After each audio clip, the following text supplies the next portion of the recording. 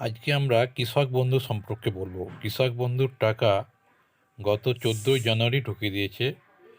মোটামুটি ডিসেম্বরের শেষ দিক থেকে সবাই বলছিল যে টাকা ঢুকিয়ে দিয়েছে, কিন্তু সেগুলো আদৌ সত্য নয়।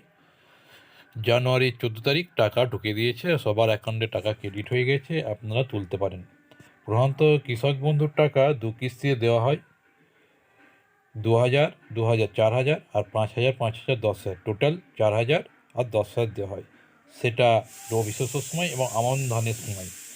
মোটামুটি আমন ধানের সময় জুলাইয়ের ক্ষেত্রে দেওয়া হয়, আর বোরো ধানের ক্ষেত্রে রবি শস্য তো বোরো ধানের ক্ষেত্রে দেওয়া হয় আপনার আর ডিসেম্বরের শেষ দিক থেকে। তো এবার প্রত্যাশা মতো সবাই বলতে শুরু করে দিয়েছে যে ডিসেম্বর থেকেই টাকা ঢুকেছে বলে আপনাদের কান প্রায় ঝাপসা হয়ে গেছে শুনে শুনে।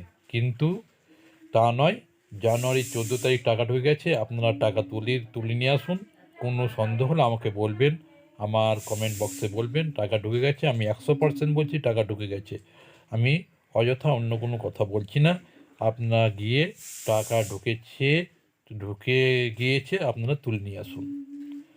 এর আগে আপনারা গিয়েছিলেন, আপনাদের টাকা ঢুকেনি, আপনারা বিরক্ত বোধ হয়েছেন, কিন্তু আমি অযথা অন্য কোনো কথা বলি না। আমি পুরোপুরি ভালোভাবে জেনে কথা বলছি। 14 তারিখ সবার টাকা ঢুকে গেছে, 14ই জানুয়ারি সেকেন্ড হাফে সবার টাকা ঢুকে গেছে।